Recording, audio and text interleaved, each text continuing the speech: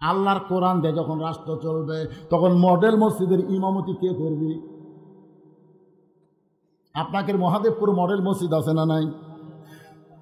হয়নি এখনো?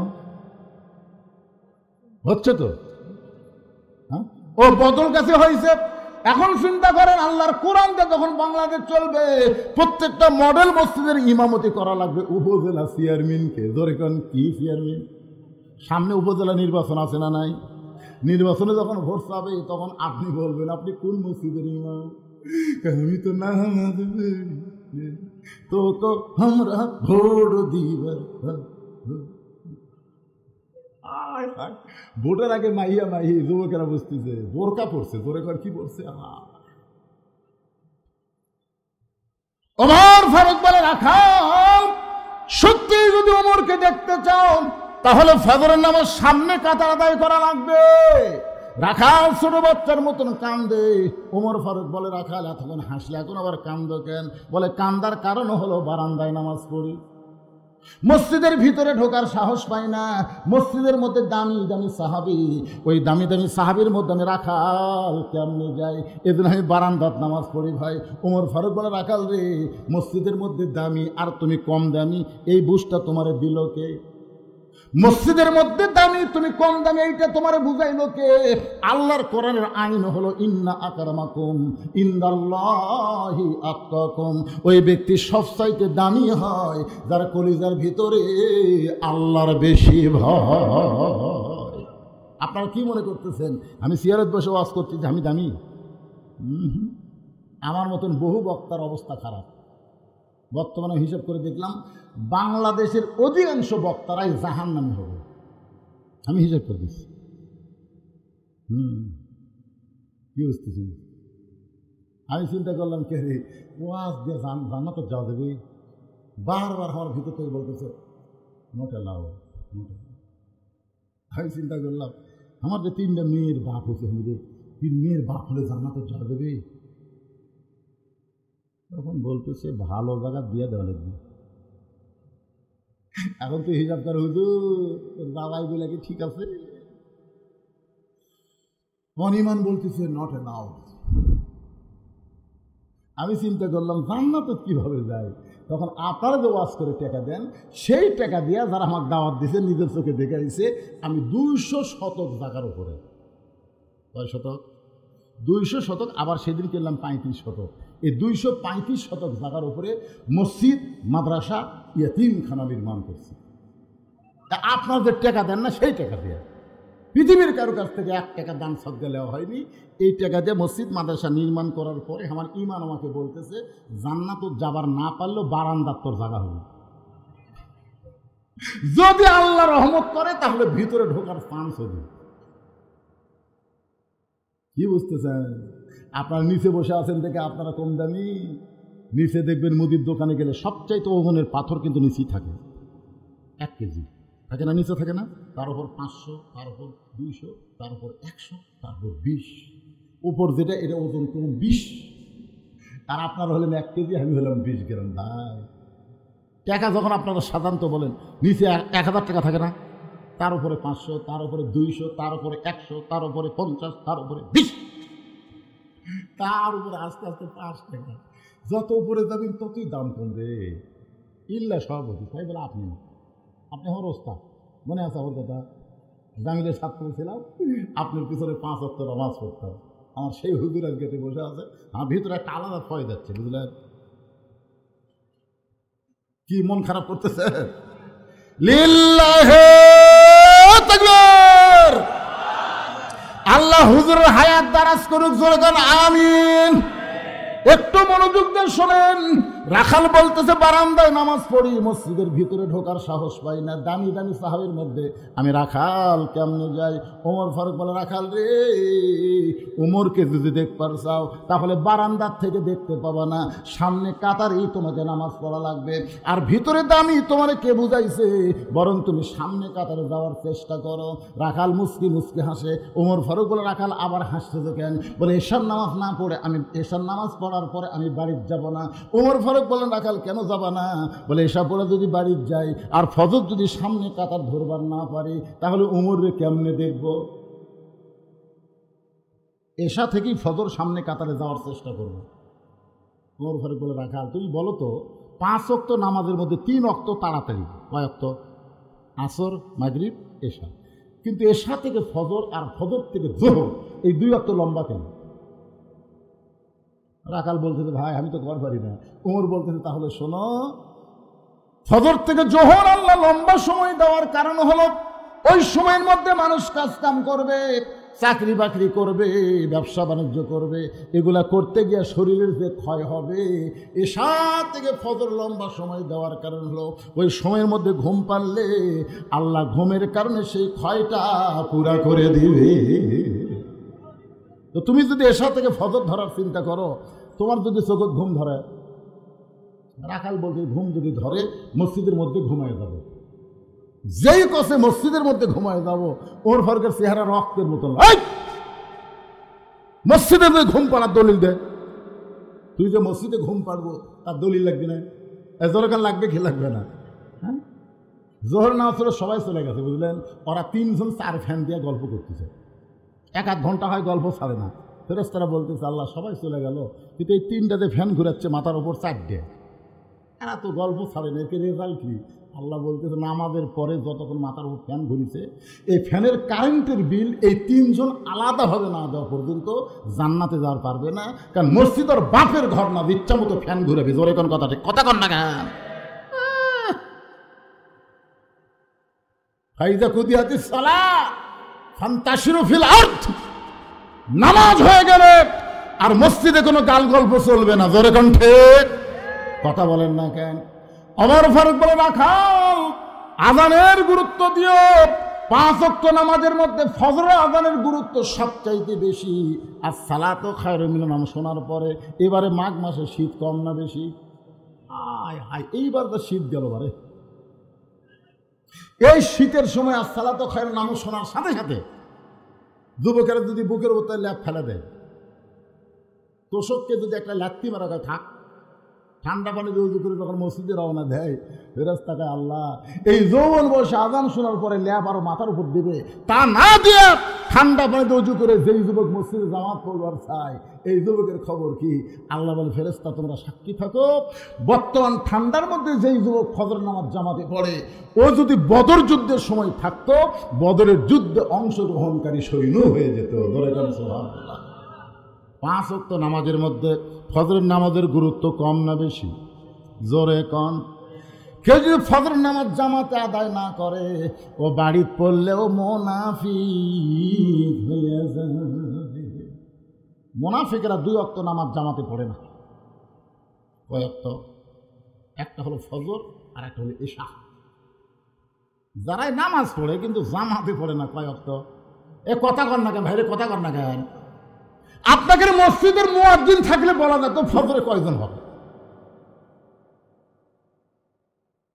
মুয়াজ্জিন আছে? কুটিরে মুয়াজ্জিন,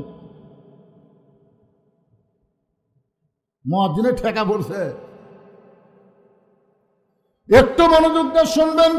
এতদিন রাখাল নামাজ পড়েছে বারান্দায়, আজকে নামাজ পড়বে সামনে কাতারে। জোরে কোন, কোন কাতারে? এখন মসজিদের মধ্যে রাখাল ঢুকতেছে, ঢোকার সময় মুখ বন্ধ করে ঢোকা যাবে না। আপনি যখন মসজিদে ঢুকবেন, জবান খুলে একটা দোয়া পড়া লাগে। সেই দোয়াটাকে আপনারা জানেন? কি দোয়া? আপনি বলেন, আপনি জানেন না? আল্লাহুম্মা আফতাহলি বলেন, আল্লাহুম্মা আফতাহলি আবওয়াবা রহমাতিক। এই দোয়াটার বাংলা যদি আপনি জানতেন, মসজিদের মধ্যে যতটুকু সময় থাকবেন আপনি ঘড়ি দেখতেন না। বাংলাদেশের মানুষ সময়ের দাম দেয় কোন জায়গায়? 5 মিনিট পরে আসরের নামাজ হবে, ওই 5 মিনিটের মধ্যে 4 বার ঘড়ি দেখছে।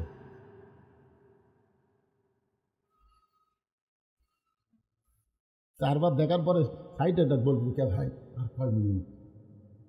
এখনো 2 মিনিট ভাই। ঘড়ি লড়তেছে না রে, ঘড়ি লড়তেছে। 4 মিনিটের মধ্যে 5 বার ঘড়ি দেখছে, তারপরে বলতে 4 ঘড়ি লড়তেছে না। ওই লোকটা নামাজ শেষ করে চাষটলে 1-1 ঘন্টা আড্ডা মারে, একবারও ঘড়ি দেখে না। আপনারা বলেন তো, দুনিয়ার মধ্যে সবচাইতে ভালো জায়গার নাম কি আর সবচাইতে খারাপ জায়গার নাম কি? সেই মসজিদের মধ্যে গেলে সময় বারবার দেখে, মুয়াজ্জিন কিন্তু কম চালাক না, সময় মতো আকামত দেবে, আপনাকে এত ঘড়ি দেখা লাগবে না। জোরে কোন কথা ঠিক কি না? এই জন্য আল্লাহ বলেছেন ক্বাদ আফলাহা মান তাযাক্কা ওয়া যাকারা ইসমা রাব্বিহি ফাসাল্লা। আল্লাহু আকবার।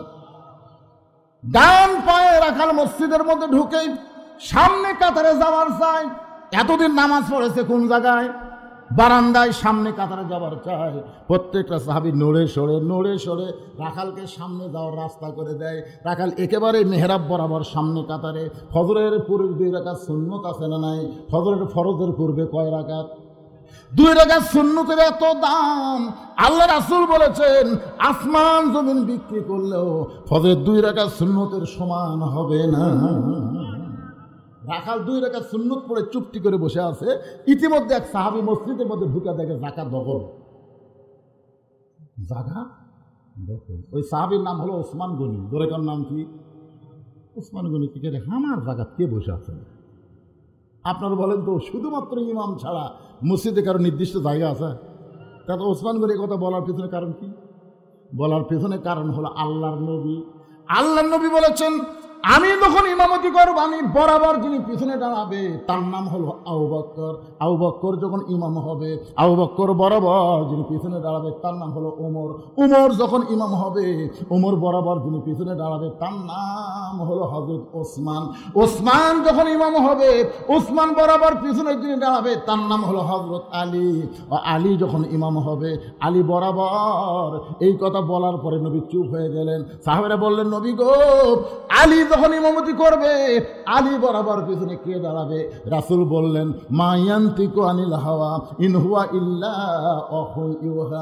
আমি রাসূল ততক্ষণ পর্যন্ত বলতে পারি না যতক্ষণ আল্লাহ না বলায়। ওই আলী পর্যন্ত হলো খোলাফায়ে রাশিদিন। জোরে কান সুবহানাল্লাহ। তাহলে হযরত ওমর যখন ইমাম হবে, ওমর বরাবর পিছনে কে? জোরে কান, সবাই জোরে কান। কিন্তু আশা দেখে জায়গা দখল। ওটা রাখাল তো জানে না ভাই, জায়গা দখল। ওসমান গনি দেখে যে রাখালের পাশে একটু ফাঁকা আছে, ওই ফাঁকা জায়গায় ফজরের 2 রাকাত সুন্নত নামাজ আদায় করে ওসমান গনি রাখালের দিকে 3 বার তাকাছে। জোরে কোন কয়বার? যেই প্রথমবার তাকাছে রাখাল,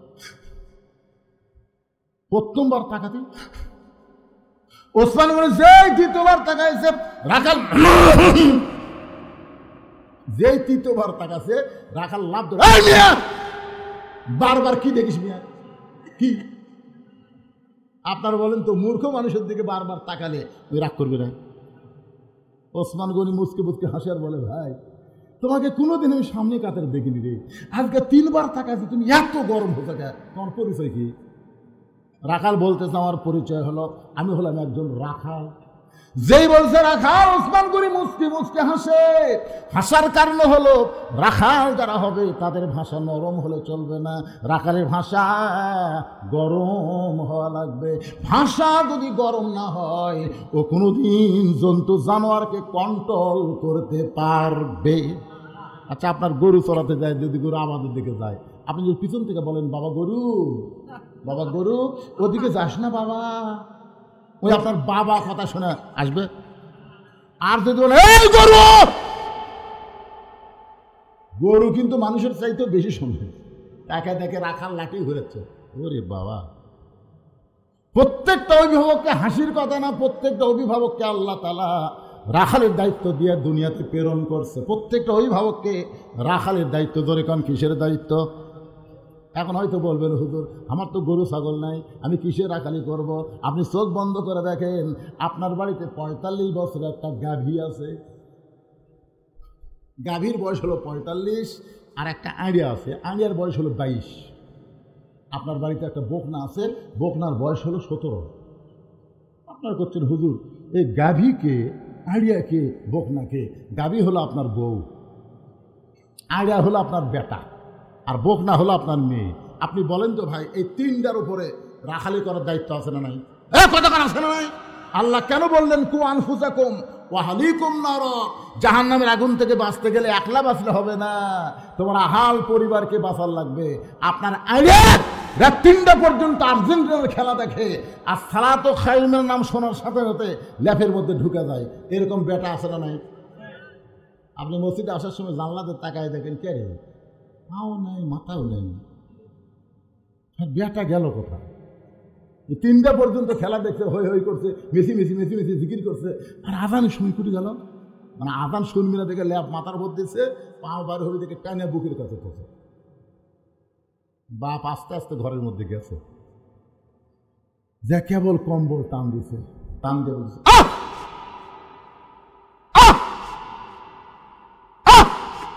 বেটা লাভ জোটে বলতেছে, আব্বা আহ আহ করতেছেন কেন? বলে ল্যাপের মধ্যে তোর সাইজ আর সাইড থেকে কুত্তার সাইজ একই সাইজ।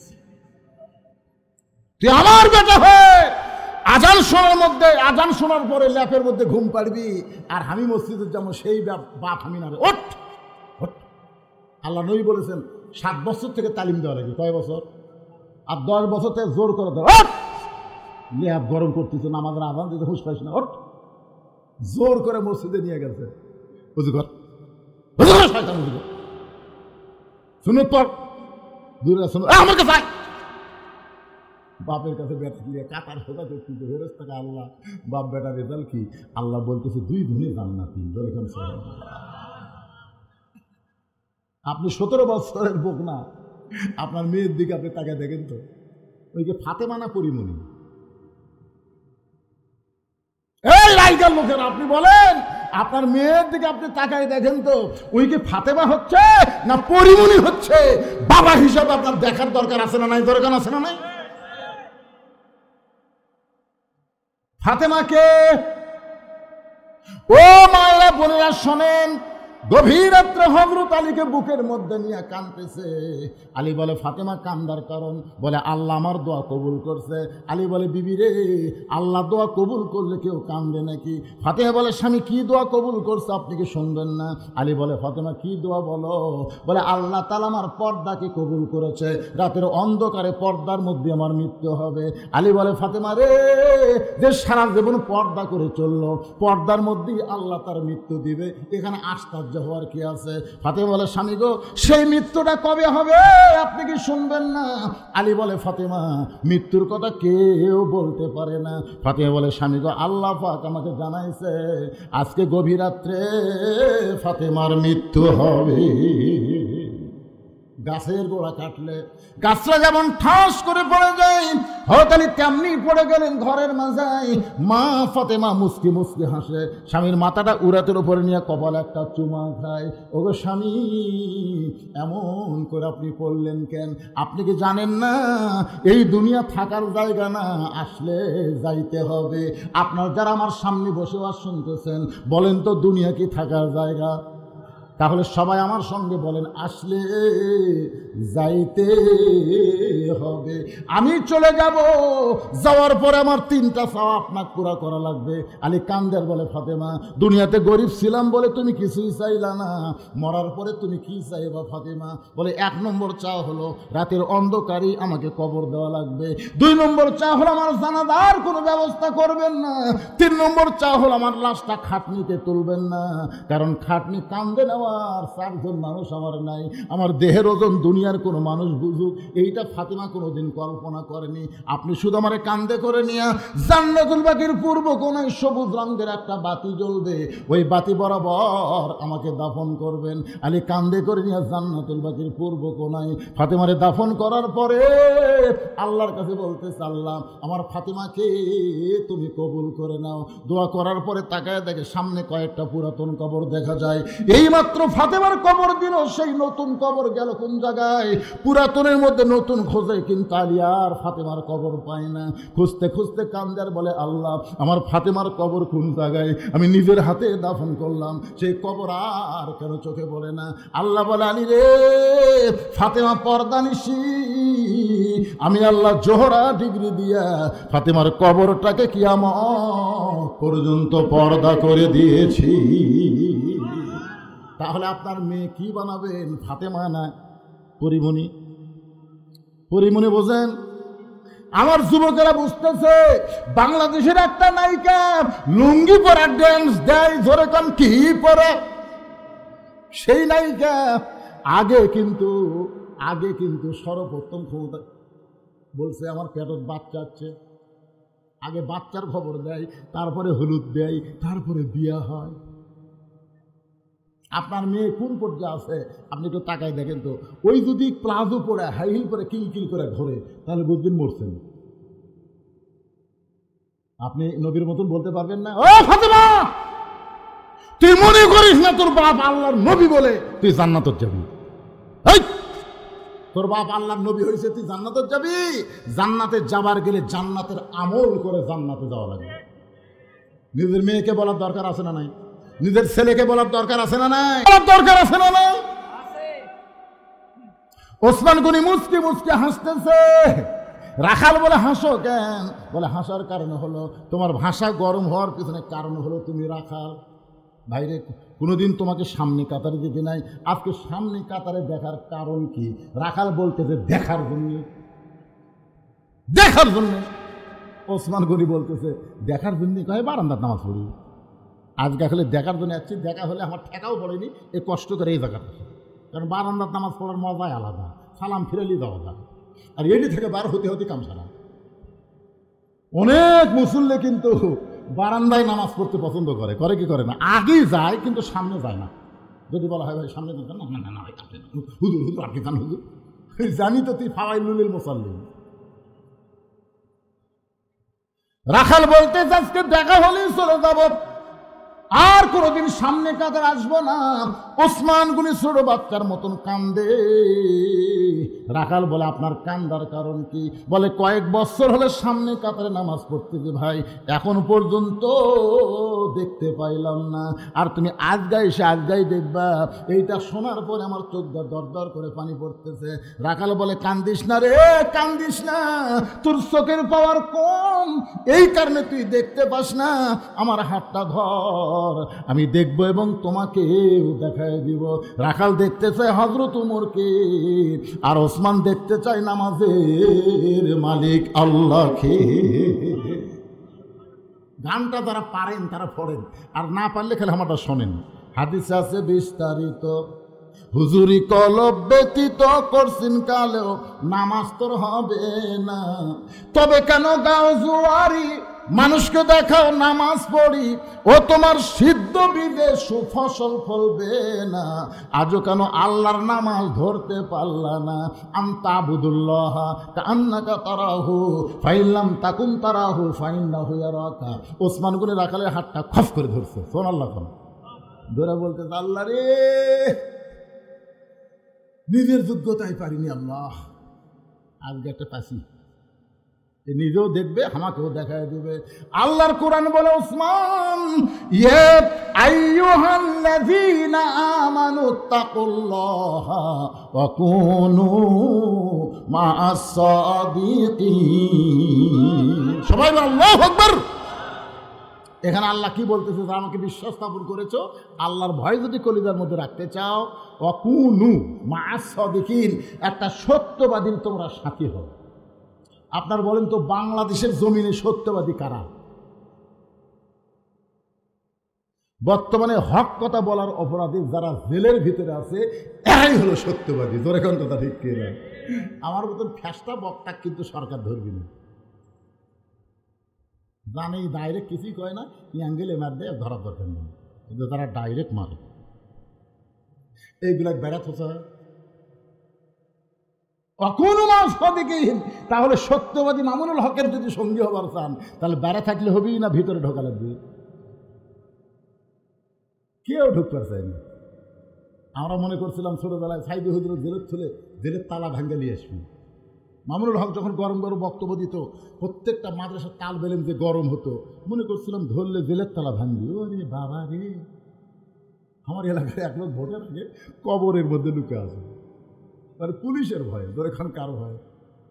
ওটি খেয়াল খোল পাটা কম্বল টম্বল পাইয়া ওই ল্যাপকা ওদের কয়, পুলিশ রে যতই ধর এই জায়গা। ওই প্রত্যেক দিন সন্ধ্যা হলে ওটি বাস হতো, পুলিশ বাড়ির খুঁজা পাই না, বউ পাই স্বামী গো কোন জায়গা আছে, 3 বার পুলিশ আনবে।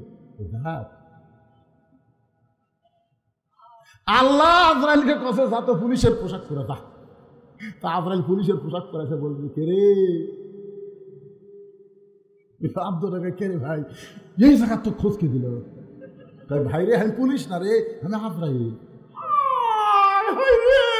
পুলিশ ধরার ভয় আজরাইল ধরবি, এটা আমার মনেই নাই ভাই রে। আজকে বাংলাদেশের মুসলমানের এই মানুষ, পুলিশ ধরার ভয়ে আজরাইল ধরবি, এটা মনেই নেই। আপনার বলেন তো কোন ধরার গুরুত্ব বেশি, পুলিশ ধরা না আজরাইল ধরা? আমাদের সবাইকে পুলিশ না ধরলেও আমাদেরকে আজরাইল ধরবেই। ধরে কোন ঠিক? আল্লাহ কোরআনে বলেন কোনো টেনশন নাই, ইয়া আইয়ুহাল্লাযীনা আমানুত্তাকুল্লাহা হাক্কা তুকাতিহি ওয়া লা তামুতুন্না ইল্লা ওয়া আনতুম মুসলিমুন। আপনার কি বিরক্ত হচ্ছে? তাহলে কোরআন শরীফ তেলাওয়াতের পরে আল্লাহু আকবার আস্তে জোরে জবান খুলে বলবেন।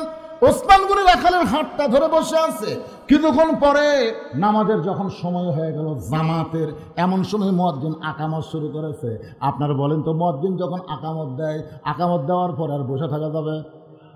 কিন্তু কতকগুলা মুসল্লি চেয়ার নিয়ে গেছে, এরা কিন্তু খাড়া হয় না। আমি দেখলাম সব মুসল্লি দাঁড়াচ্ছে, কিন্তু চেয়ার আলারা ওঠে। আমি চেয়ার আলা বললাম, ভাই ওঠেন ওঠেন ভাই। না হুজুর, আমার মাজা ঠিক নেই। তো তোর মাজা ঠিক নাই, তুই 10 কেজি ব্যাগ লিয়া পত্নীতলা ঘুরিস। তোর মাজা ঠিক নাই, তুই হাঁটে হাঁটে মসজিদে আসিস। তুই ভ্যানের টাকা বেশি দিবি না দেখে তুই 2 কিলো রাস্তা হাঁটলি, আর মসজিদে আসে তুই বসলু। তার মানে নামাজের ভিতরে বাহিরে যে কয়টা ফরজ, তার মধ্যে একটা ফরজ হলো দাঁড়িয়ে নামাজ পড়া। ধরে কোন কথা ঠিক? কিন্তু কতগুলো আছে দাঁড়ায় না। সমস্ত সাহাবীরা যখন দাঁড়ায় গেছে, এমন সময় রাখাল তাকায় দেখে মেম্বরের ভিতরে ওই পথিক এসে দাঁড়াইছে। রাখাল চিন্তায় পড়ে গেল, ওমরকে দেখার জন্য আইছে। ধরে কোন কাকে দেখার জন্য? কিন্তু ওমরের জায়গায় পথিককে দেখে যেই মাত্র রাখাল বলছে কত কামাতি, মুয়াজ্জিন বলেছে কত কামাতি সালা, কত কামাতি সালা, সঙ্গে সঙ্গে রাখাল আল্লাহু আকবার। ওসমান গনি এতক্ষণ রাখালের হাত ধরেছিল, হাত ছাড়ে দিছে। হাত ছাড়ে দিয়ে বলছে, কে রে ভাই, ইমাম সাহেব ভুল করলে মানুষ লোকমা দেয়, এখন আকামতই শেষ হয়নি, আপনি আল্লাহু আকবার লোকমা দিলে। রাখাল চিল্লাল, এই জন্যই তো তুই কানা, তুই দেখতে পাস না, এই জন্যই তো তুই দেখতে পাস না। ওসমান গনিকে যখন কানা কানা বলতেছে, দ্বিতীয় কাতারে একজন সাহাবী দৌড়ে এসে রাখালে হাতটা ধরে হ্যাঁচকা টান দেয়, বলে পাগল রে, তোর সামনে দেখি আমার সন্দেহ হয়েছে। যারে তুই কানা কানা বলে তিরস্কার করতেছিস, এই মহামানবকে তুই চিনিস? যারা তুই কানা কানা বললে তিরস্কার করলে, এতক্ষণ তোর হাতটা ধরে যেই মহামানব ছিল, এই মহামানব রে তুই চিনিস? রাখাল বলে, আমি বারান্দাত নামাজ পড়ি, আমি ভিতরের কাউরে চিনি না ভাই। সাহাবী কান্দের বলে, পাগল রে, যেই মহান ব্যক্তি তোর হাতটা ধরেছিল, ওই মানুষটা হলো আল্লাহর নবীর ডবল জামাই ওসমান গনি। যে বলছে নবীর ডবল জামাই কি গনি? ওসমান গনি। রাখালের চোখ দর দর করে পানি পড়তেছে, এই জন্যই বারান্দায় নামাজ পড়ি, এই জন্য ভিতরে ঢোকার সাহস পাই না। কিন্তু ওই পথিক আমার সর্বনাশ করছে। এভাবে আঙ্গুল তুলে ওমর ফারুকের দিকে দেখায় বলে, ওই পথিক আমার সর্বনাশ করছে। ওই পথিক আমারে কইছে, ওমরকে যদি দেখবার চাও তাহলে সামনে কাতারে নামাজ পড়বা, মেহরাবের দিকে লক্ষ্য করে দেখবা যে এই মানুষটা ইমামতি করতেছে, ওই মানুষটি হলেন হযরত ওমর। ওই পথিক আমার সর্বনাশ করছে রে, ওমরকে দেখার জন্য বারান্দা থেকে আমি সামনে কাতারে। এখন বলো সামনে কাতারে এসে দেখি ওই মেহরার মধ্যে প্রতিক্রিয়া দেখা যায়। এখন তোমরাই বলো, লোকমা দেওয়া ছাড়া তোমার কোনো উপায় নাই। হাজার হাজার সাহাবীরা কাঁদতেছে, সবাই যখন কান্দে রাখাল চিল্লা বলে, আল্লাহ বারান্দায় নামাজ পড়া ভালো, এই ভিতরে কেন কান্দা কান্দি শুরু হয়ে গেল? ওসমান বলে, রাখাল ভাই, ভিতরে কান্দার কারণ হলো তুমি যারে পথিক পথিক বলতেছো, তিনি হলেন হযরত ওমর।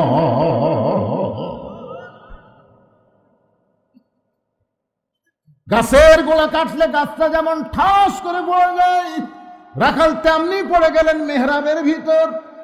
কাটা মুরগির মতন ছটফট করে বলে, আমিরুল মুমিনিন, আমি আপনাকে তওবা পড়াইছি, আমি আপনারে মুনাফিক কইছি, আমি আপনাকে ভণ্ড কইছি।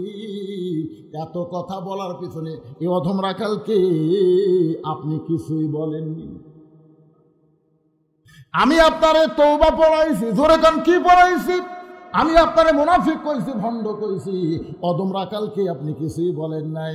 মসজিদের ভিতরে সাহাবীরা সবাই চিল্লা আছে, কে রে, কারে তওবা পড়াইছে, কারে মুনাফিক কইছে, কারে ভণ্ড কইছে? যে মহামানব রাস্তাতে গেলে শয়তান 40 দিন যায় না, আর তার সামনে এই বেটা পাগলের প্রলাপ বকতেছে, কে রে, কোন দিকটা ঢুকলো রে, কেমনে ঢুকলো রে? ওমর ফারুক দেখলেন সমস্ত সাহাবী যে হারে খেপে গেছে। ওমর ফারুক সঙ্গে সঙ্গে আল্লাহর কোরআন থেকে তেলাওয়াত করলেন, আতিউল্লাহ ওয়া আতিউর রাসূল ওয়া উলিল আমরি মিনকুম, আল্লাহর আনুগত্য করো, নবীর তরিকা মোতাবেক চলো। আমি যদি তোমাদের আমির হই, আমাকে কি তোমরা মানো? সমস্ত সাহাবী বলতেছে 100 বার মানি। তাহলে চিল্লা চিল্লি করো না। আমারে তওবা পড়াইছে, আমারে মুনাফিক কইছে, আমারে ভণ্ড কইছে, অবশ্যই এর বিচার হবে, অবশ্যই বিচার হবে। তবে আমার আইন দেওয়া হবে না, আমার আল্লাহর কোরআনের আইন দেওয়া হবে। সুবহানাল্লাহ খান। আপনারা বলেন তো, বাংলাদেশের আইন আর আল্লাহর আইন দুটা কি সমান? বাংলাদেশের আইনে দেখবার গেছে এক লোক 6 বছর পর আমবাগানে জ্যৈষ্ঠী মাসে যা দেখে ছোট ছেলে গাছের ডালে বসে আম পাড়তেছে। বাগানের মালিক কয়, কে রে, আমি খাইনি, পরিবারের কেউ খাইনি, তুই আমার গাছের তোর আম পাড়তেছিস, তোর বাপকে গিয়ে বিচার দেবো রে, এই তোর বাপক যা বিচার দেবো। ছেলে খালি মুচকে মুচকে হাসে। বাগানের মালিক বলে, হাসিস করে, আব্বা কোথায় খুঁজবে যাবে? আব্বাও আর গাছে চড়ছে। বাগানের মালিক তাকে থেকে দেখে ওর বাপ খালি আম পড়ে বস্তা ভরায়, গাছের নিচে বসে বলে, আল্লাহ বিচার দেবো কার কাছে রে? বেটাও চোর, বাপও চোর। আজকে আমাদের বাংলাদেশে কোনো বিচার আছে? সব সালাই চোর। ভালো মানুষের গুলো জেল খারাপ ঢুকেছে, আর খারাপ গুলো সব জামিন দিয়ে যা। ওমর ফারুক বললেন, আমারই তওবা পড়াইছে, আমারই মুনাফিক কইছে, আমারই ভণ্ড কইছে, আর বিচার হবে আল্লাহর আইন দিয়ে। ধরে কোন কি দিয়া? কিন্তু বিচারটা এখন হচ্ছে না। ফজরের নামাজের আকামত হয়ে গেছে, 2 রাকাত ফরজ পড়ানোর পরে কারা কারা বিচার দেখবে? সমস্ত সাহাবী হাত তুলে বলতেছে, 1000 বার দেখবো, আল্লাহর কোরআনের বিচার দেখবো না। আপনার যারা আমার সামনে বসে আছেন, ফজরের 2 রাকাত নামাজ পড়ানোর পরে কোরআন থেকে একটা বিচার দেখে যান। কারা কারা দেখবেন? 2 হাত তুলে আমার আল্লাহকে একটু দেখেন। দেখেন তো, হাতকে তুলেন, আল্লাহ হাতটা না লুলে করে দাও। আল্লাহ হাত নামান। এই বাংলাদেশে কোরআনের ওয়াজ চলতেছে, কোরআনের বিচার কেমন হবে দেখার দরকার আছে না নাই? একটা বিচার দেখা যান। কবে বাংলাদেশে কোরআন চালু হবে তারপরে দেখবেন। আজকে একটা দেখা যান। তাহলে 2 রাকাত ফরজ নামাজ হলেই দেখা যাবে। ওমর ফারুক 2 রাকাত নামাজ ফরজ পড়াবে, ফজরের 2 রাকাত ফরজ, কয় মিনিট লাগবে? কর না কেন? ওই থেকে একজন 5 মিনিট, এটা একজন 4 মিনিট, পিছন থেকে একজন 5 মিনিট। আচ্ছা আপনারা বলেন তো, সবাই এক সমান না করে এক একজন এক এক রকম করেন কেন? মানে যাই যেরকম নামাজ পড়ে তাই সেই রকম হিসাব করছে। ধরে কোন কথা ঠিক কিনা? আমার এলাকায় 2টা মসজিদ আছে বুঝলেন। এক মসজিদে 20 রাকাত তারাবি হয়, এক মসজিদে 8 রাকাত হয়। আমার বলছে, হুজুর আমি কোনটার যাবো? আমি বললাম 20 রাকাতের যান। 20 রাকাতের একটা সমস্যা আছে। বলে কি সমস্যা? হাঁটুর মালু ঘুরে যায়। মানে এত ফোর্সে মারে, সূরা ফাতিহায় এত জোরে পড়ে, 2 কান্দে 2 ফেরেশতা বুঝবারই পারে না, খালি কলম খাড়া করে থাকে। মানে এত জোরে সূরা ফাতিহা কয়, ফেরেশতা কলম তুলে থাকে। আল্লাহ কয় কলম দিয়ে লেখ। কি লেখবো আল্লাহ? কি করলো আমরা তো বুঝবার পারো না। নামাজ 20 রাকাতই পড়ায়, সব মিলে 30 মিনিট লাগে। আর ওই মসজিদে 8 রাকাত তারাবি 1.5 ঘন্টা লাগে। হুজুর এত সুন্দর করে সূরা ফাতিহা পড়ে, ফেরেশতারা লিখবার পারে। এখন কোন আমি কোনটার জানো? তুই যে মুফতি হতু ভাই, তোর উপর ফতোয়া দেওয়ার ক্ষমতা আমার নেই।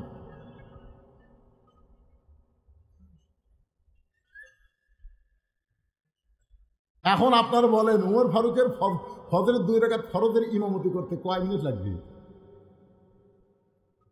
ওই দিকটা কেমন বলছে? আধা ঘন্টা। সূর্য ফিরে বাংলা। আমি একটা মানানসই বলি, 5 মিনিট। ধরে বলেন কয় মিনিট? আরো জোরে। সবাই কিন্তু বিচার দেখার জন্য হাত তুলছেন, তোলেননি? এখন এই বিচার দেখার আগে এই নবীর এতিম মাদ্রাসায় কোরআনের ওয়াজ শুনতেছেন, এই কোরআনকে যারা মহব্বত করেন দুই হাত তুলে আমার আল্লাহকে দেখেন। যারা কোরআনকে ভালোবাসেন, কোরআনকে মহব্বত করেন, তোলেন হাত। লিল্লাহে তাকবীর, হাত নামান। দুই হাত তুলে যারা কোরআনকে ভালোবাসেন এই হাত দেখালেন। এই হাতটা এখন পকেটের মধ্যে দিবেন। 100 টাকা, কমপক্ষে 100 টাকা বাড়ি করে। যদি 100 টাকা না থাকে তার কাছে আমার দাবি নেই। যার 100 টাকা আছে কমপক্ষে 100 টাকা, রুমাল যাবে, সদর যাবে, ব্যাগ যাবে, আল্লাহর হস্তে আপনারা সেই ব্যাগের মধ্যে দিয়ে দিবেন। আর যাদের বাপ মা কবরে গেছে, বাপ মা রুহের মাগফিরাত স্বরূপ এই মাদ্রাসা একটা কোরআন শরীফ দান করা লাগবে। সবচাইতে বড় দান নবীর মাদ্রাসায় একটা কোরআন। আপনাদের মধ্যে এমন কোন পাগল আছে বাপ মা রুহের মাগফিরাতে এই নবীর মাদ্রাসায় একটা কোরআন শরীফ দিবেন, যে কোরআনের দাম মাত্র 500 টাকা। আপনি 500 টাকা দিবেন, একটা কোরআন শরীফ দান করার সওয়াব আল্লাহ আপনার বাপ মার কবরে দিয়ে দিবে। বাপ মাকে যারা ভালোবাসেন, বাপ মা যাদের কবরে গেছে ভাই, মাত্র 500 টাকা দিবেন, একটা কোরআন দানের সওয়াব হবে। এই টাকা কিন্তু আমি বাকি লিমো না, এটা নগদ দেওয়া লাগবে। যারা পকেটে 500 টাকা আছে একটু নিয়ে আসেন ভাইজান, আল্লাহর নবীর মাদ্রাসায় একটা কোরআন শরীফ দান করবেন। এই মুহূর্তে আপনার যদি অজাতা উঠে যান তাহলে বুঝবেন আপনি মরার আগে প্যারালাইসিস হবে। কারণ কিছুক্ষণ আগে আল্লাহর আইন দেখার জন্য হাত দেখাচ্ছেন, জোরে কোন কথা ঠিক কিনা? এখন দান না করে উঠে যান, যান, আমার কোনো আপত্তি নেই, কিন্তু প্যারালাইসিস হলে আমাকে কিন্তু দোষ দিবার পারবেন না। কারণ আল্লাহর কোরআন সঙ্গে যারাই বেয়াদবি করছে দুনিয়া এবং আখিরাতে তাদের শাস্তি হবে, জোরে কোন ঠিক কিনা ভাইজান? আসেন গো আল্লাহর বান্দা, এই যে 500 টাকা দেও, লগত দেও, সোনার চান, আমি কিন্তু বাকি নেব না। কে নিবি হুজুর? আপনি চলবি না। মাদ্রাসার হুজুরকে ফুটি গেল রে। আসো আসো, যে হারে কোরআন দেওয়া শুরু হয়ে গেছে। আল্লাহ বাপ্পার রুহের মাগফিরাতে কোরআন বাবদ 500 টাকা দান করছে, আর একজন কোরআন বাবদ 500 টাকা দান করছে। আল্লাহ দানকে কবুল করেন। যাদের দাদা দাদি কবরে গেছে, বাপ মা বেঁচে আছে, বাপ মার হায়াত চান, দাদা দাদির কবর জান্নাত বানান। একটা কোরআন কিন্তু ভাই সবচাইতে বড় দান। কোরআন শরীফ বাবদ 500 টাকা, আর একজন 500 টাকা, আর একজন 500 টাকা দান করেছে। আল্লাহ দানকে কবুল করেন। ওই যে একজন হাত তুলে টাকা বার করছে, অত দূর থেকে মুরব্বী কেমনে আসবে? আপনার মাদ্রাসার ছাত্ররা নাই, ওই যে মুরব্বী টাকা লেখা আছে দেখছেন, যাওয়া লাগবে তো, ওখানে যাওয়া লাগবে না? এই রে ছেলেগুলো কে যায় রে? উঠে যাও কেন তোমরা? এই সুন্দর পরিবেশ ভাঙ্গো না বাদান, কি সুন্দর পরিবেশ। রাত এখন কত বাজছে দেখছেন? রাত প্রায় 12টা বাজতেছে। আপনাকে চেহারা দেখে মনে হচ্ছে না যে 12টা বাজছে। মুহাম্মাদান আবদুহু ওয়া রাসূলুহু আল্লাযী আরসালা রাসূলাহু বিল হাক্কি বাশীরান ওয়া নাযীরা ওয়া দাঈয়ান ইলাল্লাহ বিইজনিহি ওয়া সিরাজাম মুনীরা। فقد قال الله تعالى في كلامه المجيد والفرقان الحميد। জবান খুলে সকলে পড়েন আউযু বিল্লাহি মিনাশ শাইতানির রাজিম। বিসমিল্লাহির রহমানির রহিম। ইযা আসাবাতুহুম মুসিবাতুন ক্বালু ইন্না লিল্লাহি ওয়া ইন্না ইলাইহি রাজিউন।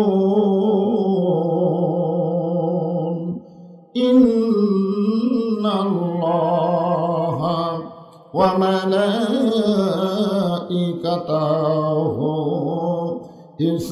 ইউসাল্লুনা আলান নবী ইয়া আইয়ুহাল্লাযীনা আমানু সাল্লু আলাইহি ওয়া সাল্লিমু তাসলিমা। আল্লাহুম্মা صل على محمد وعلى آل محمد كما صليت على إبراهيم وعلى آل إبراهيم إنك حميد مجيد اللهم بارك على محمد وعلى آل محمد كما باركت على إبراهيم وعلى آل إبراهيم إنك حميد مجيد بلغ العلا بكماله كشف الدجى بجماله حسنت جميع خصاله صلوا عليه وآله اللهم آمين জান্নাতের বাগান থেকে জান্নাতি মানুষদেরকে নিয়ে আমি গুনাহগার তোমার রহমতের দরজায় দোখানা হাত তুলেছি আল্লাহ। হাসরের ময়দানে জাব্বার আর কাহার নামে রূপ নিয়া তুমি যখন বিচার শুরু করবে, তোমার সামনে দাঁড়ায়া সমস্ত নবীরা নাফসি নাফসি বলে কাঁদতে থাকবে। এমন কঠিন অবস্থা হাসরে হবে, সেদিন সমস্ত নবী তার উম্মতকে ভুলে যাবে, শুধু বলবে আল্লাহ আমার কি হবে, আমার কি হবে। একমাত্র দরদি নবী শাফাতের কান্ডারি ইয়া রব্বি হাবলি উম্মতি বলে সেজদায় পড়ে যাবে। সেই কঠিন মুসিবতের সময় আজকের এই মাহফিলকে ওসিলা করে আমাদের সবাইকে রাসূলের উম্মতের কাতারে আল্লাহ কবুল করে নিও। সুবহান রাব্বিকা রাব্বিল ইজ্জাতি আম্মা ইয়াসিফুন ওয়া সালামুন আলাল মুরসালিন walhamdulillahi rabbil alamin। লা ইলাহা ইল্লাল্লাহ।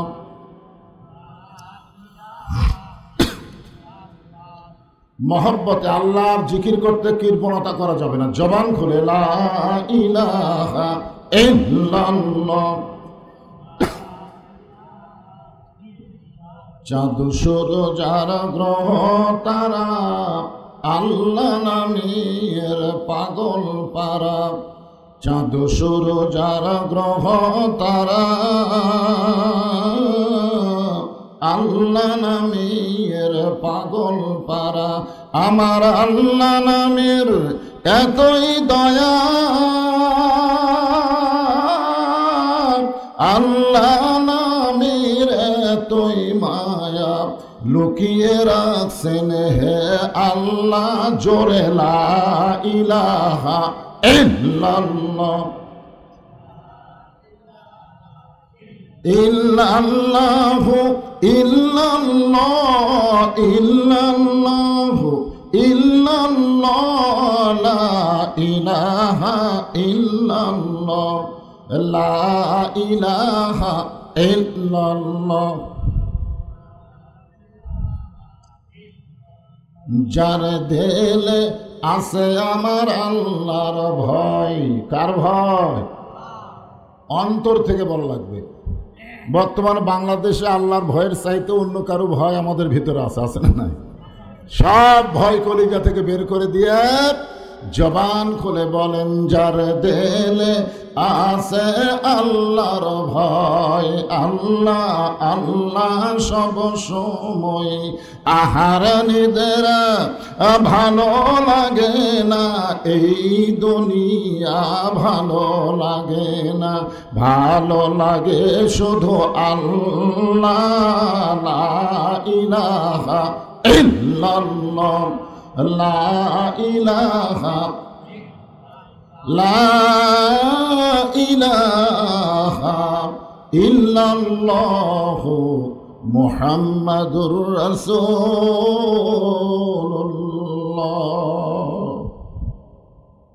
দুই একজন কইলেন, সকলেই বলতে হবে সাল্লাল্লাহু আলাইহি ওয়াসাল্লাম। রায়গা মদিনাতুল উলুম কওমি মাদ্রাসা ও এতিমখানার উদ্যোগে আজকের এই ওয়াজ মাহফিল, আল্লাহ তাআলা যিনাকে সম্মানিত সভাপতির আসনে কবুল করেছেন, আলহাজ হযরত মাওলানা শহীদুল ইসলাম সাহেব, আজকের এই মাহফিলের সম্মানিত সভাপতিকে অন্তরের অন্তঃস্থল থেকে আমি শুভেচ্ছা জ্ঞাপন করছি। আজকের এই মাহফিলের সম্মানিত ওলামায়ে কেরাম, আপনাদের মাঝে মাঝে যে সমস্ত আলেম ওলামা বসে আছেন, মঞ্চে আছেন, মাগরিবের নামাজের পর থেকে এত রাত পর্যন্ত যিনারা কোরআন হাদিসের আলোকে অত্যন্ত গুরুত্বপূর্ণ আলোচনা করে শোনাইলেন, বিশেষ করে আমার আগে আমার ভাতিজা হাফেজ কারি মৌলানা সালে আহমদ এনাম এত সুন্দর আলোচনা করেছে, বিদায় নেওয়ার সময় একজন 3 আঙ্গুল দেখাচ্ছে। তার মানে বোঝা গেল ওই 3টা প্রশ্নের উত্তর না দিলে নামতে দিবে না। আসলে বক্তারা যখন ভালো ওয়াজ করে তখন শ্রোতারা সহজে ছাড়বার চায় না, ঠিক কিনা বলেন? কিন্তু আমি খেয়াল করে দেখলাম, আমি স্টেজে আসার পরে আজকেই প্রথম যে প্রধান বক্তা আসার পরে বিশেষ করে বজলুর রশিদ, মানে আমার তো মানুষ এত চিনে, সরাসরি না দেখলেও মোবাইলে আমার ওয়াজ শোনেনি এমন শ্রোতা কেউ নাই, জোরে কোন ঠিক কিনা? তারপরও আমাকে বসে রাখা, তার 3টা প্রশ্নের উত্তর আপনারা শুনবার চাচ্ছেন, তার মানে বোঝা গেল আমি আইসা মনে হয় ভুল করছি নাকি? হ্যাঁ, তো বাস্তায় আর ভাস্তারে বললাম যে তুমি বলে দাও, আমি বলে দেব, অসুবিধা নেই। সব বক্তাই এগুলো বলতে পারে, পারে কি পারে না? হ্যাঁ, আলহামদুলিল্লাহ, যে সমস্ত আল্লাহর বান্দারা আজকের এই জান্নাতের বাগানে বসে বসে কোরআন হাদিসের আলোচনা শুনতেছেন, অনেকে আবার এই সাইডে দাঁড়ায়ও আছেন। আপনারা সকলেই জানেন কিন্তু গোটা পৃথিবীর ভিতরে সবচাইতে ঘন বসতি দেশ হলো বাংলাদেশ। আয়তন অনুযায়ী মানুষের বসবাস বেশি, আমরা হলাম বাংলাদেশি, ঠিক না? এরপরও 12 লক্ষ রোহিঙ্গা মুসলমানকে জায়গা কিন্তু আমরাই দিছি। এত ঘনবসতি হওয়ার পরে রোহিঙ্গা মুসলমানকে যদি জায়গা দিতে পারি, তাহলে যারা দাঁড়ায় আছে এরা কি রোহিঙ্গা? এরা তো হামাকেরই ভাই। ওদের বসতে দেওয়ার জন্য একটু চেপে বসা দরকার আছে না নাই? আমি আপনাদের ওয়াজের শুরুতে অনুরোধ করেছি, ফাঁকা জায়গাটা একটু চেপে করে বসেন। আলহামদুলিল্লাহ, যারা বসে আছেন এবং দাঁড়িয়ে আছেন, আমি সকলকেই আমার অন্তরের অন্তঃস্থল থেকে শুভেচ্ছা জ্ঞাপন করছি। আমি নিজে দেখি নাই, তবে একজনের মুখে শুনলাম আপনাদের চাইতে মেয়ে মানুষেরা কম হয়নি। এত মা বোনের আজকে ওয়াজ শুনতে এসেছেন, আপনারা প্রজেক্টরের মাধ্যমে বক্তা দেখারও ব্যবস্থা করছেন, ঠিক কিনা বলেন? কি করবেন? আলহামদুলিল্লাহ। আসলে দিন যতই যাচ্ছে আমাদের কাছে ইসলামটা তত হালকা হচ্ছে। গত পরশুদিন এক বক্তা বলছে সবে মেরাজ বলে কিছুই নেই। হওয়ার পর থেকে আমরা সবে মেরাজ শুনে আসতেছি, আর এক বক্তা কইছে কিছুই নেই।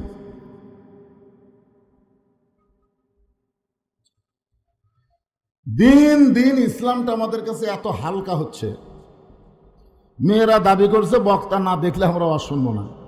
এখন আপনার ডিজিটাল পর্দা দিয়ে ওদেরকে প্রজেক্টরের মাধ্যমে দেখার ব্যবস্থা করে দিয়েছেন, মাশাআল্লাহ। তাও নাউজুবিল্লাহ পারেন না। আমার মতন কালো বক্তা মেয়ে মানুষ দেখলে কোনো সমস্যা নাই, কিন্তু ফর্সা বক্তা হলে বিপদ আছে।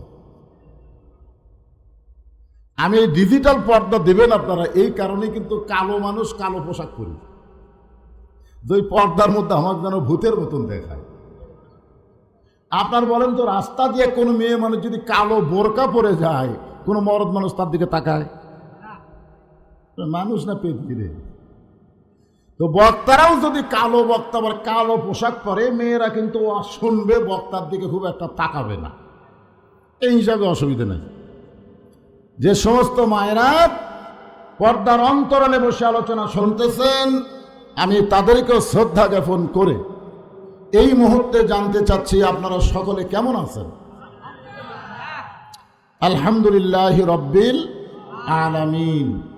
যে আল্লাহ শারীরিক সুস্থতা দান করে মানসিক প্রশান্তি লাভের জন্য আজকের এই কোরআন কারিমের মাহফিলে কবুল করলেন, আমরা সে আল্লাহর উপর খুশি না বেজার? তাহলে জবান খুলে সমস্বরে সকলে বলবো রব্বানা লাকাল হামদ হামদান কাসীরান তাইয়িবান মুবারাকান ফীহি। আমরা প্রশংসা করলাম কার? কেন? এমনি এমনি না, কমপক্ষে তিনটা বিশাল কারণ আছে। তিনটা, ধরে কোন কয়টা? এক নম্বর কারণ হলো আমরা জন্মগতভাবে মুসলমানের ঘরে জন্ম নিয়েছি। যদি আল্লাহ আমাদেরকে হিন্দুর ঘরে পাঠাতো মনে করেন, তাহলে আমাদের অবস্থা কি হতো? আমরা কি আল্লাহ পাইতাম না ভগবান পাইতাম? আপনারা বলতো ভগবান কি? হ্যাঁ, এ ভগবানের লোকেরা বাবরি মসজিদ ভাঙ্গা ওইখানে রাম মন্দির বানাচ্ছে। যেরকম কথা ঠিক কিনা? মুসলমানের কলিজার মধ্যে হাত দিয়েছে।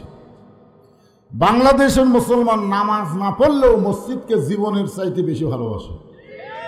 বিশ্বাস যদি না করেন, আপনাদের গ্রামের মসজিদ যদি কি হিন্দুরা ভাঙবার আসে, আপনারা বলেন তো কোনো বেনামাজি খাড়া হয়ে থাকবে? বলে জীবন দেবরে নামাজ না হয় না পড়ি। যেই বাংলাদেশের মুসলমান মসজিদকে এত ভালোবাসে, সেই বাবরি মসজিদ 400 বছর ধরে যার ভিতরে নামাজ চলতেছিল, সে মসজিদকে ভাঙ্গায় ওই জায়গায় রাম মন্দির বানাচ্ছে। এই ভগবানের রাম, ভগবানের ভ বাদ দেন, গবানের কোনো অর্থ ডিকশনারিতে নেই। গবানের গ বাদ দেন, গ মানে বান, বান মানে বন্যা, দুনিয়ার কোনো মানুষ চায় না। বা বাদ দেন, নো মানে নেই, ভগবান নেই। ওরা 7-8 দিন পর্যন্ত পূজা করে। দশমীর দিন যখন লাট্টা লাট্টা পানির মধ্যে ডুবাই, তখন আমি এক হিন্দুরে কইলাম, কে রে ভাই এত সম্মান করলে, হ্যাঁ এত ভালোবাসা দিলা, খাবার দিলা, এ করলে সে করলে, আজকে আবার লাট্টাও কে? আমাকে ধর্ম এইরকমই হুজুর, যাক সম্মান করি তাকে আবার লাটতে। এই ধর্মের মধ্যে আল্লাহ আমাকে না পাঠাইয়া সরাসরি মুসলমানের ঘরে কবুল করেছেন। খুশি না বেজার? আল্লাহ ইচ্ছা করলে ইহুদির ঘরে পাঠাবার পারতেন, আল্লাহ ইচ্ছা করলে খ্রিস্টানদের ঘরে পাঠাবার পারতেন, বৌদ্ধের ঘরে পাঠাবার পারতেন, কিন্তু ওই সকল ঘরে না পাঠায়া সরাসরি আল্লাহ আমাদেরকে ইসলামের মধ্যে কবুল করেছে। আপনারা বলেন তো ধর্মের মালিককে? আরো জোরে। সে আল্লাহ কি কইছেন? অমাইয়াবু তাগি গয়রাল ইসলামা দীনান ফালাই ইউকবালা মিনহু। ইসলাম ছাড়া অন্য কোনো ধর্মকে যদি গ্রহণ করে সেইটা কবুল করা হবে না। তার মানে বোঝা গেল আল্লাহর কাছে ধর্ম একটাই, তার নাম হলো ইসলাম। বাদ বাকি যত ধর্ম আছে এগুলো সব ভুয়া। যেই বলবো কি আপনারা বলবেন ভুয়া ভুয়া। ভুয়া বলতে পারবেন না? জোরে বলেন কি? আরো জোরে, জোরসে বলেন। এখন বর্তমানে ভুয়া ভুয়া একটা স্লোগান আছে না নাই? হ্যাঁ, আয় আয় বই মেলায় গেছে গতকাল, এক বুড়ে এক যুবতী বিয়ে করছে, বুঝলেন? এটা যারা ফেসবুক দেখে, ইউটিউব দেখে তারা ভালো বুঝবে। 65-70 বছর এক বুড়া 18 বছর এক যুবতী বিয়ে করছে। সে বউলিয়া শালা লজ্জা নাই, ওই আবার বই মেলার দিচ্ছে। যেই গেছে জনগণ ভুয়া ভুয়া ভুয়া, ওরে বই মেলা থেকে বার করে দিয়েছে। আজকে আমাদের অন্তর থেকে ইসলাম ছাড়া সমস্ত ধর্মকে বের করে দিলাম। জোরে গান ঠিক? কথা কি আমার না আল্লাহর? মাশাআল্লাহ। এই জন্য আল্লাহর প্রশংসা বেশি বেশি করব। আল্লাহ শুধু ইসলাম ধর্মে আমাদের কবুল করে নাই, বিশ্ব নবীর উম্মত করে আমাদের কবুল করেছেন। যেই নবী বোরাকের পিঠে চড়ে না যতক্ষণ আমাদের জন্য বোরাকের বাজেট না হয়, যেই নবী জান্নাতের মধ্য থেকে ঘোষণা করে আমার সমস্ত উম্মতেরা যেদিন জান্নাতে না আসবে, আমি রাসূল সেদিন পুরোপুরি জান্নাতে ঢুকবো না। জোরে কান সুবহানাল্লাহ। যেই বিশ্বনবী সম্পর্কে আল্লাহ বলেন লাকাদ কানা লাকুম ফি রাসূলিল্লাহি উসওয়াতুন হাসানা, সফলতা যদি পাবার চাও তাহলে দুনিয়ার সমস্ত নেতার চামচাগিরি না করে বিশ্বনবীর আদর্শ গ্রহণ করে না। একটা গান আছে, গাবো? হ্যাঁ, আছেন আমার মুক্তার, আছেন আমার বারিস্টার, শেষ বিচারের হাইকোর্টেতে তিনি আমায় করবেন পার, আমি পাপী রাসূল জাবিন্দার। আল্লাহ যখন হাকিম হয়ে আমাদেরকে আসামি বানায় বিচার শুরু করবেন, রাসূল বলেছেন তোমাদের কোনো টেনশন নেই, কোনো টেনশন নেই, খালি ঈমান নিয়ে কবরে আসো, আমি রাসূল তোমার ওকালতি করে বারিস্টারি করে আল্লাহর কাছ থেকে জাবিন নিয়ে জান্নাতে পৌঁছায় দিব। তবে শর্ত হলো ঈমান নিয়ে কবরে যাওয়া লাগবে, বেঈমান হয়ে যাওয়া যাবে না। রাজি আছেন তো? খালি ঈমান রে, বেশি কিছু না, যত পাপ করেন করেন, অসুবিধা নেই, ইচ্ছা মতো করেন, কিন্তু ঈমান নিয়ে মরা লাগবে। ঈমান নিয়ে যদি মরতে পারেন, রাসূল সুপারিশ করে ওকালতি করে আমাদেরকে জান্নাতে পৌঁছায় দেবেন, এমন বিশ্বনবীর উম্মত হওয়ার জন্য খুশি না বেজার? তাহলে আমার সঙ্গে সকলে একটু গুনগুন করে বলেন, নবী না হয়ে দুনিয়ার, না হয়ে ফেরেশতা আল্লাহর, হয়েছি উম্মত আপনার, তার তরে শুকুর। এটা যে সময় আমি এটা শুনবার চাচ্ছি, দেখি আপনার কদ্দূর কর। মানে যখন 1000 বার কইছে তখন 1 কেজি গরু গোস্তর দাম ছিল 1 আনা, 1 টাকা না, 1 আনা। ওই সময় মানুষ 1000-এর উপরে হিসাবই জানত না, সেই সময় 1000 বার করছে। বর্তমানে 1000-এর কোনো খাওয়া আছে? তাহলে আপনার 1000 বার করলেন, আবার কয় লক্ষ, লক্ষর হিসাব জানেন না আপনি? সবাই বলেন তার তরে শুকুর কোটিবার আলহামদুলিল্লাহ। 3 নম্বর আল্লাহর শুকরিয়া আদায় করার প্রধান কারণে 3 নম্বর কারণ হলো আপনার যে কোরআন থেকে ওয়াজ শুনবেন। বাংলাদেশে সবচাইতে নির্যাতিত যেই কিতাব, তার নাম হলো আল্লাহর কোরআন। আজকে আগডুম বাগডুম ঘোড়াডুমের দাম আছে, আছে আছে, মাস গেলে 50,000 টাকা বেতন পায় নাই। মানে আজকের কথা বলতেছি, বাংলাদেশে প্রাইমারির দাম আছে কিন্তু হাফেজি মাদ্রাসার দাম নাই। জোরে কোন কথা ঠিক কিনা? অনেক বাপ দেখবেন তার ছোট্ট ছেলেকে, ছোট্ট মাসুম বাচ্চাকে মাদ্রাসার সামনে দিয়ে যায়, প্রাইমারি ভর্তি করে দেয়। আছে না নাই? অনেক বাপ কিন্তু আছে, আপনাদের গ্রামেও আছে। এই রায়গা গ্রামে কি প্রাইমারি আছে? আপনারা কোনো দিন কি দেখছেন যে প্রাইমারি হেডমাস্টার খুব টেনশন করতেছে, বেতন নাই এবারে, বেতন নাই এবারে, মাহফিল দেওয়া লাগবে? এই কথা কোনো দিন কইছে? কারণ মাস গেলি মোসর তাও দেয়, খালি চেক লেখা ব্যাংকে শো করে 50,000 টাকা বেতন পায়। ওই মাস্টার কয়, কে রে, মিথ্যা শিক্ষা দিয়ে আমি 50,000 টাকা পাই, আর তোরা জালিকাল কিতাবুল রাইবা ফীহি, সত্য শিক্ষা দিয়া তোদের বেতন নাই, ছায়া চিন্তা খাওয়া লাগে ভাই। ধরে কোন কথা ঠিক কিনা? সবচাইতে কঠিন মুসিবত আমি যে আয়াতে কারিমা পড়েছি, ইজা আসাবাতহুম মুসিবা, তোমাদের উপরে যখন কঠিন বিপদ আপদ মুসিবত আসবে, ক্বালু, তখন তোমরা বলবে ইন্না লিল্লাহি ওয়া ইন্না ইলাইহি রাজিউন। আপনারা বলেন তো এটা কখন পড়েন? ও, আপনাদের কাছে মরাটাই হলো বিপদ নাকি? এইটা কি মরার আয়াত না বিপদের আয়াত? কিন্তু আমরা মানুষ মরলে কেন পড়ি? বলি যে মরাটাই বিপদ না রে। মরা বিপদ না রে, ঈমান নিয়ে বাঁচাটাই বড় বিপদ। জোরে কোন ঠিক? আজকে বাংলাদেশে মুসলমান আছে অধিকাংশই ঈমান হারা, মুনাফিক হয়ে গেছে। জোরে কোন কথা ঠিক কিনা? মুনাফিক। এখন আসরের নামাজ পড়ে জমির ধান দেখবার গেছে, ধানের সাইজ কিরকম, যা দেখে উপর জমির পানি চলমল করতেছে, নিচে আর জমির পানি নেই। আগে চারিদিকে তাকাছে, কেউ নেই, কেউ নাই। আস্তে করে বসে আইল কাটে দিচ্ছে, কেটে দিয়ে ওই পানিতে হাত ধুয়ে ওপর দিকে তাকায় বলতেছে, চারিদিকে তাকায় বলতেছে আলহামদুলিল্লাহ, কেউ দেখেনি। আপনারা বলেন তো, লোকটা আসরের নামাজ পড়লো কিন্তু লোকটার কি নাই? ইমান নাই। ইমান থাকলে কখনো একলাই 10টা সিল মারবার পারতো না। কালকে সমানে মারতেছে, দরজা জানলা বন্ধ করে দিয়ে, কেউ দেখেনি ভাই, কেউ দেখেনি ভাই। মনের ঘরে তালা দিয়া চাবি নিয়া আসেন সাই, আমি অধম শব্দ কি তার হুকুম ছাড়া বাইরে যাই, হুকুম ছাড়া বাইরে যাই।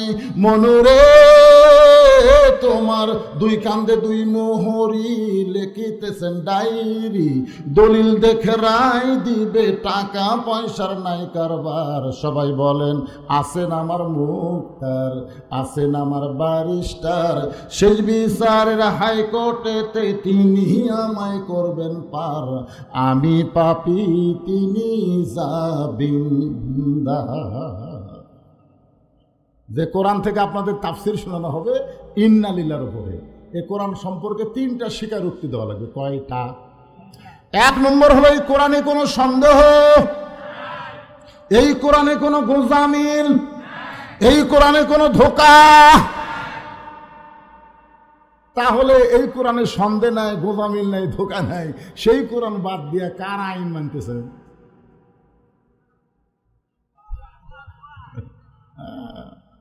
আপনি কোরআনের ওয়াজ শুনবেন আর কোরআনের আইন মানবেন না, এটা মুসলমানের জন্য চরম বিপদ। জোরে কোন ঠিক কিনা? আপনারও তো বসার জায়গা বসে, আবু জেহেল বসারও জায়গা নেই, দাঁড়িয়ে থাকে সারা রাত কোরআন শুনছে, সারা রাত। সকালবেলা গিয়ে মিটিংয়ে বলতেছে এত সুন্দর কোরআনের বাণী রে, রাতটা কোন দিক দিয়ে গেল বুঝবারই পারিনি। সুবহানাল্লাহ। আবু জেহেল কোরআনের পক্ষে কথা বলতেছে, এত সুন্দর কোরআনের বাণী, রাতটা কোন দিক দিয়ে গেল আমি বুঝবারই পারিনি। আবু সুফিয়ান বলে, নেতা, যে কোরআন শুনতে রাত কোন দিক দিয়ে গেল বোঝা যায় না, সেই কোরআনকে গ্রহণ করলে অসুবিধা কি? শুনলেই যদি এত মজা হয় তাহলে ধরলে সমস্যা কি? আবু জেহেল বলতে যে হক কথা রে, হক কথা, হক কথা জোরে বলা যাবে না। দেশাইল কলিকাল, ভেড়া চাটে বাঘের গাল, আসল কথা বললে তোমায় জেলে দিবে রে, আসল কথা বললে তুমি মামুনুল হক হওয়া লাগবে। শাকিব খান বিয়া ছাড়াই 2 বছর বাচ্চার জন্ম দেয়, ওই শালা কেউ ধরে না। আর মামুনুল হক বউ নিয়ে ধরা পড়লে সাংবাদিক কয় তোর কাবিন আছে, চাপাত খালি জুতার বাড়ি। তোর এখন কথা ঠিক কিনা? দেশাইল কলিকাল, ভেড়া চাটে বাঘের গাল, দেশাইল কলিকাল, ভেড়া চাটে বাঘের গাল, আসল কথা বললে তোমায় জেলে দিবে রে, হক কথা বললে তোমায় ধরবে রে। আবু জেহেলও জানে হক কারে কয়। আবু সুফিয়ানকে বলতে যে বড় হক কথা জোরে বলা যাবে না, তুই আমার কাছে আয়। কারণ হক কথা বাংলাদেশে ফিস ফিস ফিস ফিস ফিস ফিস করে কথা বলার টাইম আছে? আবু জেহেল বলে, আবু সুফিয়ান তোর কানটা আমার কাছে দে। যেই কানটা মুখের কাছে আবু জেহেল বলতেছে এই কোরআনকে যদি গ্রহণ করি তাহলে তোর নেতাগিরি আমার নেতাগিরি চলবে না, আসল নেতা হবে আব্দুল্লাহর এতিম ফোলা। তোর নেতাগিরি আমার নেতাগিরি চলবে না। আজকে বাংলাদেশে যারা নেতাগিরি করতেছে, খালি কোরআনের আইন চালু হলে ওই আবু জেহেল মার্কা ভুয়া নেতা চলবে। হ্যাঁ, চলবে। সবচাইতে বড় বিপদ হলো বুড়া মানুষ মসজিদে যায়, যুবকরা যায় না। যখন হবে চামড়া ঢিল, আল্লাহর সাথে দিবে মিল। যখন তাকে চামড়া টাইট, আল্লাহর সাথে করবে ফাইট। সবচাইতে বড় বিপদ হলো নেতার ছেলের মাথায় পাগড়ি ওঠে না। যাদের মাথায় পাগড়ি দেওয়া হয় অধিকাংশই তারা গরিবের সন্তান। জোরে কোন ঠিক কিনা? অথচ নেতা মরে গেলে আপনারা তো এমন নেতা পাচ্ছেন, মরে গেলেও কোরআন শরীফ খতম দেওয়ার বুদ্ধি নেই। ভালোই আছেন আলহামদুলিল্লাহ। আমি যদি আলহামদুলিল্লাহ কই আপনারা সত্যটা কবেন, আলহামদুলিল্লাহ না আলহামদুলিল্লাহ যা কোন অসুবিধা। নেতা মরে গেছে, যেই নেতা জীবিত অবস্থায় কোরআনের বিরুদ্ধাচরণ করেছে, মরে যাওয়ার পরে মাদ্রাসার হাফেজেরা তার রুহের মাগফিরাতে কোরআন খতম দেয়। ফেরেশতা বলে মাবুদ গো, যারা কোরআন খতম দিলে তাদের রেজাল্ট কি? বলে ওরা পড়া মাত্রই নেকি পাচ্ছে, নেতার আমল নামায় একটা নেকিও হবে না। কারণ রাসূল বলেছেন যে কোরআন পড়বে আল্লাহ তাকে নেকি দিবে, কারো জন্য কোরআন সাহালাম দেওয়া যাবে না। সালাম দিবে, আপনি পড়া মাত্র নেকি পাওয়া শেষ। সবচাইতে বড় বিপদ হলো পুরুষ মানুষ মসজিদে নামাজ পড়ে আর মেয়েরা ঘরের মধ্যে স্টার জলসা জি বাংলা দেখে। আপনার কন্ত স্টার জলসা জি বাংলা রহমত না গজব? তাহলে বিপদ আপদ মুসিবতে কি বলবেন? আপনার বউ যখন স্টার জলসা দেখতেছে, আপনি কাছে বলবেন ইন্নালিল্লাহি ওয়া ইন্না ইলাইহি রাজিউন, বসুন করে বলবে কে গো, মানুষ মরলে যেটা কয় তুমি যেটা মানুষের সামনে সেটা বলতেছ।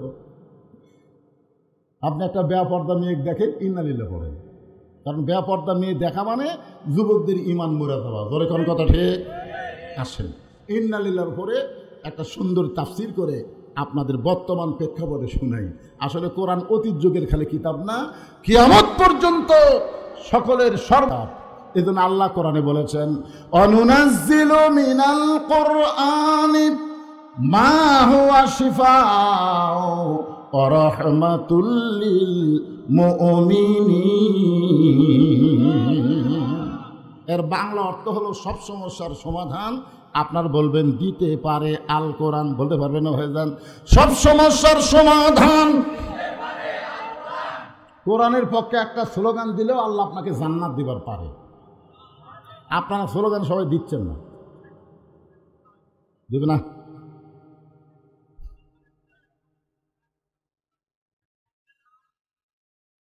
এ ভাই রে, ইমান যদি হারাও হয় স্লোগান দেন তো।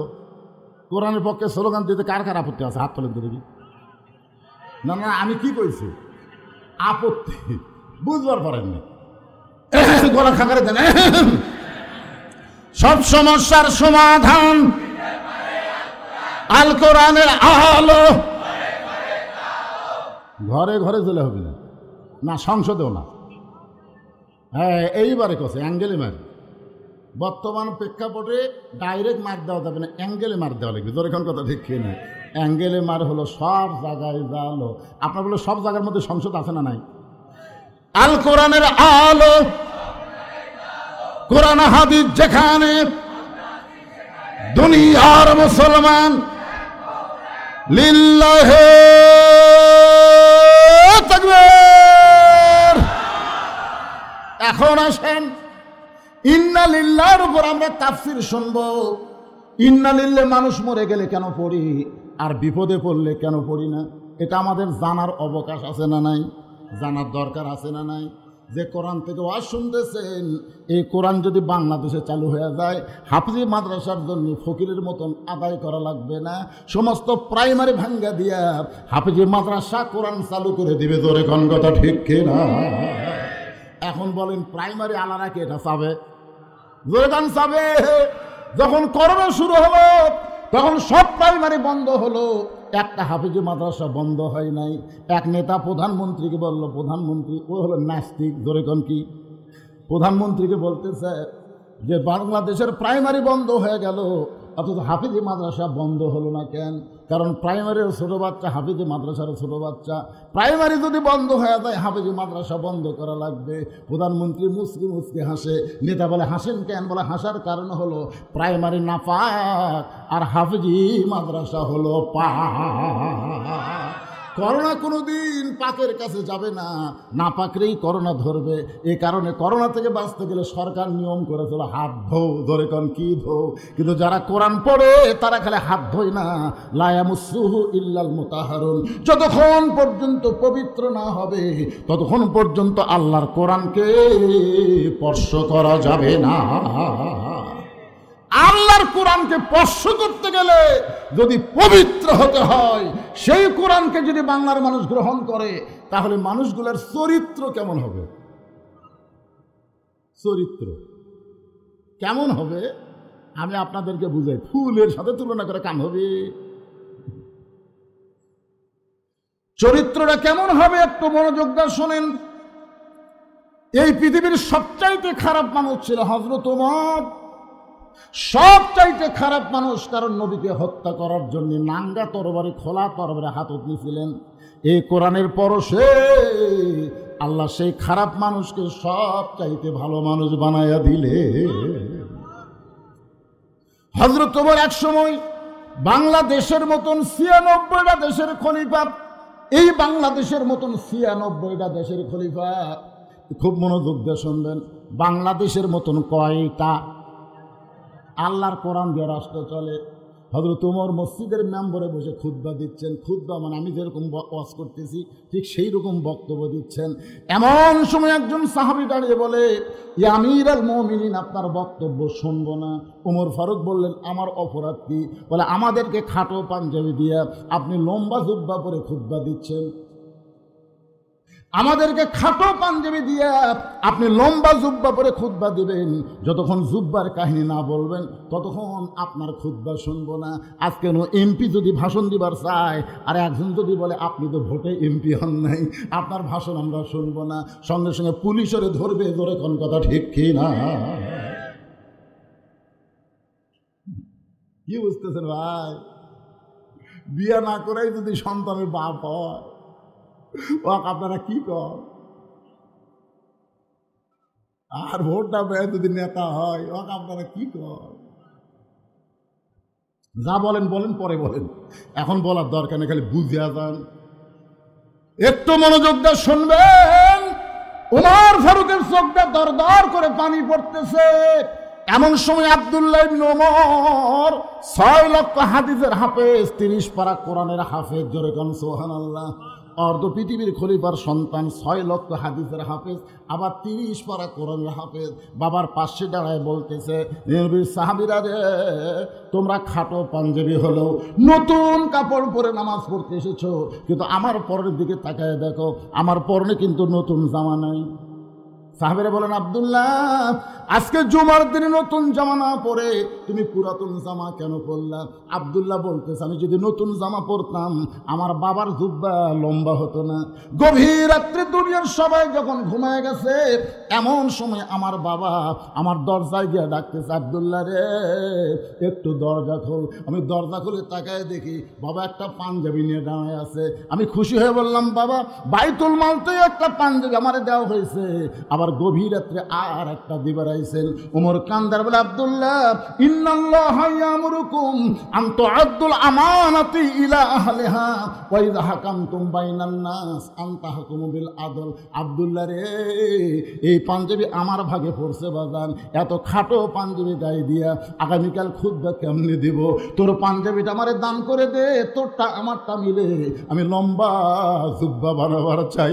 আব্দুল্লাহ বলে, বহুদিন পরে একটা নতুন কাপড় পাইছিলাম, কিন্তু বাবার কারণে সেই কাপড় বাবারে দান করে দিলাম। বাবা তারটা আমারটা মিলে একত্র করে লম্বা জুব্বা বানায় আজকে খুতবা দেয়। বলো, খুতবা শোনা যায় কি না যায়? সমস্ত সাহাবেরা কান্দে, চোখের পানি মুছে আর বলে, আল্লাহ, তোমার কোরআন দিয়ে যখন রাষ্ট্র চলবে, এমন ভালো মানুষকে মুসলমান নেতা হিসাবে দেখতে পাবে। কোরআন দিয়ে যদি বাংলাদেশ চলে, কেমন নেতা হবে? আর এখন কেমন নেতা পাইছি, এটা কার কাছে গিয়ে শুনবেন? আল কোরআনের আলো সব জায়গায় আলো, সব সমস্যার সমাধান দিতে পারে আল কোরআন। আপনার বলেন তো, ভালো নেতার গল্প কোরআনে আছে না নাই? জোরেখানে আছে না নাই? একটু মনোযোগ দিয়ে শোনেন। সেই হযরত ওমর